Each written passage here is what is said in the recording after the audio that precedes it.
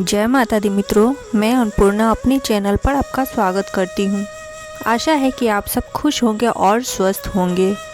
जो जन्मा है वह मरेगा ही, चाहे वो मनुष्य हो या देव हो, पशु या पक्षी, सभी को मरना है। ग्रह और नक्षत्रों की भी आयु निर्धारित है और हमारे इस सूर्य की भी। इसे ही जन्म चक्र कहते हैं। जन्म मरण के इस चक्र में व्यक्ति अपने कर्मों और चित्त की दिशा अनुसार नीचे की योनियों से ऊपर की योनियों में गति करता है और पुनः नीचे गिरने लगता है। यह क्रम तब तक चलता है जब तक कि मोक्ष नहीं मिल जाता। कई बार स्थितियां बदल जाती है।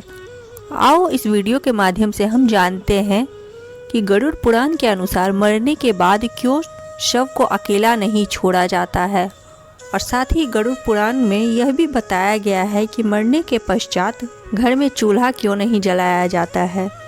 इन सारे प्रश्न का उत्तर हम इस वीडियो के माध्यम से जानेंगे। इससे पहले आप सभी से नम्र निवेदन है कि पहली बार यदि मेरे चैनल पर आए हैं तो चैनल को सब्सक्राइब कर दीजिएगा। वीडियो पसंद आए तो वीडियो को लाइक अवश्य कीजिएगा।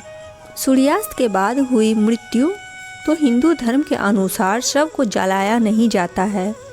इस दौरान शव को रात भर घर में ही रखा जाता है और किसी न किसी को उसके पास रहना होता है। उसका दाह संस्कार अगले दिन किया जाता है। यदि रात में ही शव को जला दिया जाए तो इससे व्यक्ति को अधोगति प्राप्त होती है, उसे मुक्ति नहीं मिलती।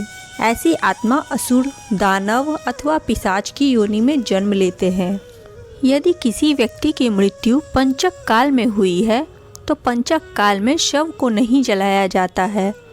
जब तक पंचक काल समाप्त नहीं हो जाता तब तक शव को घर में ही रखा जाता है और किसी न किसी को शव के पास रहना होता है। गरुड़ पुराण सहित कई धार्मिक ग्रंथों में उल्लेख है कि यदि पंचक में किसी की मृत्यु हो जाए तो उसके साथ उसी के कुल खानदान में 5 अन्य लोगों की मौत भी हो जाती है। इसी डर के कारण पंचक काल के खत्म होने का इंतजार किया जाता है। परंतु इसका समाधान भी है कि मृतक के साथ आटे, बेसन या कूश, जिसे सूखी घास कहते हैं, से बने 5 पुतले अर्थी पर रखकर इन 5 का भी शव की तरह पूर्ण विधि विधान से अंतिम संस्कार किया जाता है। ऐसा करने से पंचक दोष समाप्त हो जाता है। यदि कोई मर गया है परंतु उसका दाह संस्कार करने के लिए उसका पुत्र या पुत्री समीप नहीं होकर कहीं दूर है तो उनके आने का इंतजार किया जाता है। तब तक शव को घर में ही रखा जाता है और किसी न किसी को शव के पास रहना होता है। कहते हैं कि पुत्र या पुत्री के हाथों ही दाह संस्कार होने पर मृतक को शांति मिलती है, अन्यथा वह भटकता रहता है। इसी के साथ ही शव को अकेला छोड़ दिया जाए तो उसके आसपास लाल चींटियां या अन्य कोई नरभक्षी रेंगने वाले प्राणी या पशु आकर शव को खा सकते हैं। इसीलिए वहां कोई न कोई व्यक्ति बैठकर शव की रखवाली करता है। रात में मृत शरीर को अकेला छोड़ दिया जाए तो आसपास भटक रही बुरी आत्माएं भी उसके शरीर में प्रवेश कर सकती है। इससे मृतक के साथ साथ परिवार को भी संकट का सामना करना पड़ सकता है। शव को इसलिए भी अकेला नहीं छोड़ा जाता क्योंकि मृतक की आत्मा वहीं पर रहती है। जब तक उसका शरीर जल नहीं जाता तब तक उसका उस शरीर से किसी न किसी रूप में जुड़ाव रहता है। साथ ही वह अपने परिजनों को भी देखता है। अकेला छोड़ दिए जाने से उसका मन और भी ज़्यादा दुखी हो जाता है। हालांकि अधिकतर लोग गहरी नींद में चले जाते हैं। बहुत ज़्यादा स्मृतिवान या चेतनावान ही जान पाते हैं कि मैं मर चुका हूँ। यह भी माना जाता है कि यदि ज़्यादा समय हो जाए तो शव से निकलने वाली गंध के चलते कई तरह के बैक्टीरिया भी पनपने लगते हैं और मधुमक्खियाँ भी भिनभिनाने लगती है। इसीलिए वहाँ उस दौरान अगरबत्ती की सुगंध और दीपक भी जलाया जाता है। यह भी कहा जाता है कि शव को अकेले छोड़ने से कई लोग जो तांत्रिक कर्म करते हैं उनके कारण भी मृत आत्मा संकट में पड़ सकती है। इसीलिए भी कोई न कोई शव की रखवाली अवश्य करता रहता है। शव के आसपास जगहों को साफ सुथरा किया जाता है। धूप के साथ ही दीपक भी जलाया जाता है ताकि वहां दूर तक उजाला फैला रहे।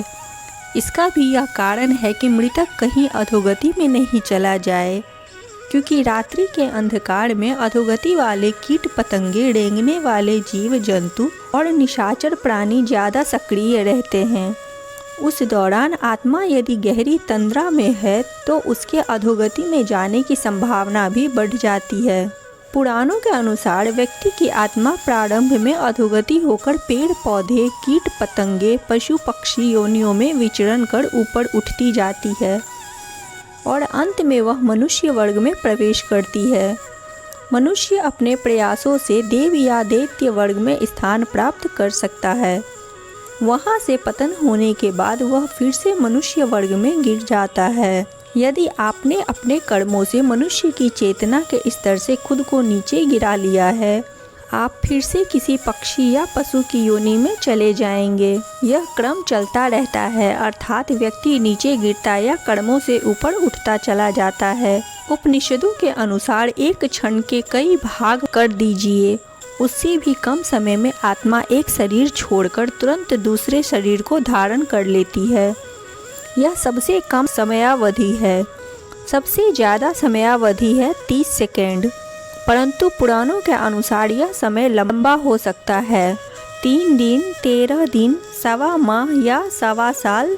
इससे ज़्यादा जो आत्मा नया शरीर धारण नहीं कर पाती है वह मुक्ति हेतु धरती पर ही भटकती है, पितृलोक चली जाती है या अधोलोक में गिरकर समय गुजारती है। इसी प्रकार हिंदू धर्म शास्त्रों में संस्कारों को बहुत महत्व दिया गया है। वैसे तो कई वेद और पुराणों में बहुत से संस्कार बताए गए हैं, लेकिन मुख्य रूप से 16 संस्कार माने गए हैं, जिनमें से अंतिम संस्कार 16वां संस्कार होता है।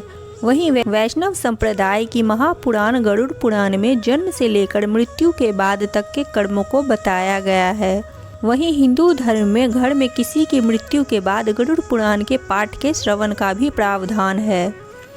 इसके अलावा गरुड़ पुराण में इस बात का उल्लेख मिलता है कि किसी के घर में किसी परिजन की मृत्यु के बाद जब तक उसका अंतिम संस्कार नहीं होता तब तक उस घर के अलावा आसपास मोहल्ले या गांव में कोई भी शुभ काम नहीं किया जाता और ना ही घरों में चूल्हा जलता है। तो आइए जानते हैं इसके पीछे की मान्यता क्या है।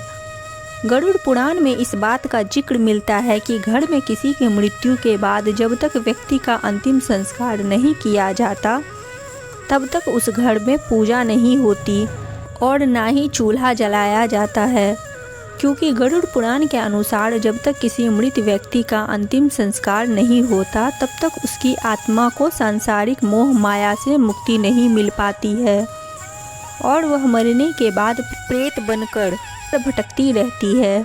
वहीं सनातन धर्म के अनुसार किसी मृत व्यक्ति का अंतिम संस्कार करते समय उसकी लाश की हाथ पैर बांध दिए जाते हैं ताकि उसके शरीर पर किसी भूत पिशाच का वश न हो जाए। हिंदू धार्मिक मान्यताओं के अनुसार इस बात का भी ध्यान रखना चाहिए कि मृत व्यक्ति का कभी भी सूर्यास्त के बाद दाह संस्कार न किया जाए, अन्यथा उसे परलोक में कष्ट भोगने पड़ते हैं। ये रही मित्रों गरुड़ पुराण से जुड़ी हुई कुछ महत्वपूर्ण जानकारी। यदि वीडियो पसंद आए तो वीडियो को लाइक अवश्य कीजिएगा।